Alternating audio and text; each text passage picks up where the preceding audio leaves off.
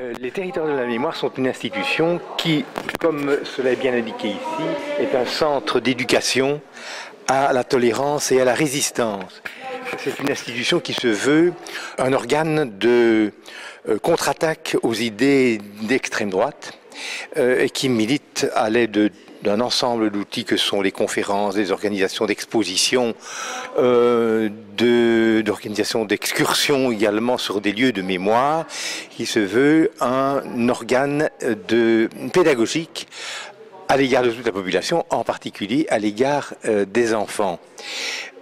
Elle prône les valeurs de la démocratie et tâche aussi de développer chez les enfants un sens de la mémoire des événements historiques, de manière non seulement à activer la résistance aux idées opposées à la démocratie, mais également à susciter dans la population et chez les enfants une saine réaction à toutes les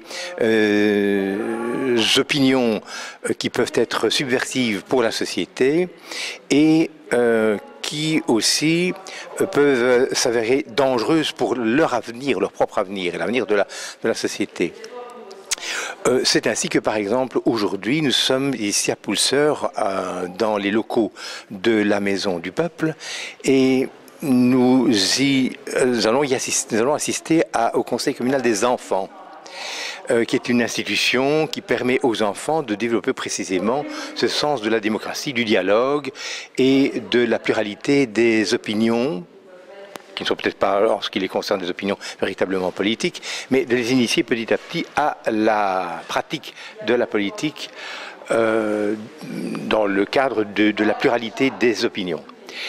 Voilà, ceci se passe concomitamment à cette exposition où chacun peut se rappeler les événements de la Seconde Guerre mondiale qui ont été l'aboutissement de la montée des fascismes et des idées d'extrême droite.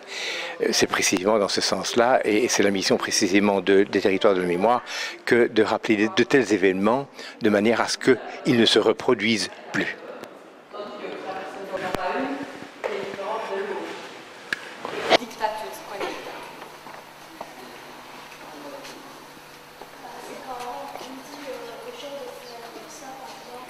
Et c'est qui a le pouvoir dans une dictature?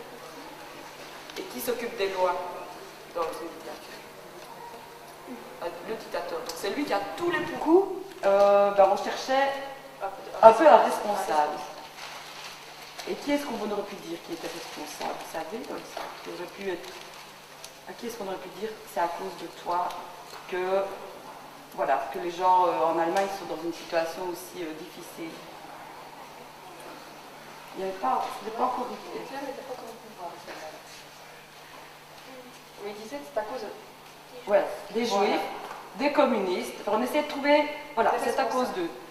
Donc du coup, quand on n'est pas très bien dans son pays, qu'on est pauvre, qu'on a faim, etc., qu'est-ce qu'on fait? On se dit, on va faire un pays beaucoup plus soudé, il faut qu'on redevienne une vraie nation.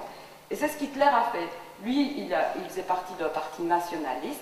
Et il s'est dit, ben voilà, je vais prendre le pouvoir, et il a promis au peuple allemand que grâce à lui, ils ont de l'argent, ils pourraient donc devenir riches et avoir... Qu'en penses-tu? Quelles sont tes premières impressions? Bah, que c'est bien. Oui. En quoi est-ce que c'est bien? Bah, de montrer aux gens qui ne savaient pas ce que c'était la guerre, de leur faire comprendre ce qui s'est passé avant. Oui, mais en particulier sur ce petit habitacle, qu'en as-tu retiré comme leçon, comme conclusion? Bah, que Hitler voulait tuer quand même beaucoup de gens. Est-ce que quelqu'un veut exprimer des impressions personnelles? Bah, c'est bien parce que aujourd'hui il y a toujours des gens qui se battent et ils se disent des choses, alors si on fait ça, c'est un peu pour voir jusqu'où ça peut aller. Et voilà, mais c'est bien de faire ça, ça fait des impressions aux gens pour dire qu'il faut pas faire tout ce qu'ils font et tout ça. Nous venons de quitter, nous sommes en train de quitter un département où il était question de la résistance, de l'élimination des opposants au régime, il a été question également de l'extermination de la population juive. Qu'est-ce que cela vous a inspiré? As-tu par exemple une idée à ce sujet-là? Qui a une idée? Est-ce qu'on pourrait encore imaginer aujourd'hui l'extermination massive d'une grande partie de notre population? Est-ce que ce sera encore possible aujourd'hui? En tout cas dans notre régime actuel. Non.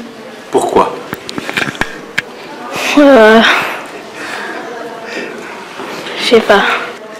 C'est l'objection de conscience. On vous en a déjà parlé? Non? Non.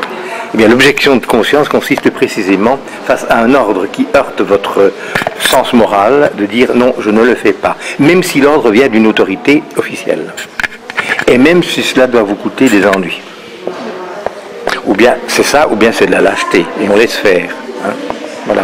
Mais vous savez qu'il y a eu beaucoup de héros dans notre population, des personnes qui ont osé prendre des risques avec leur santé et avec leur propre vie, et qui l'ont payé quelquefois de leur propre vie, en étant eux-mêmes arrêtés, torturés et exécutés.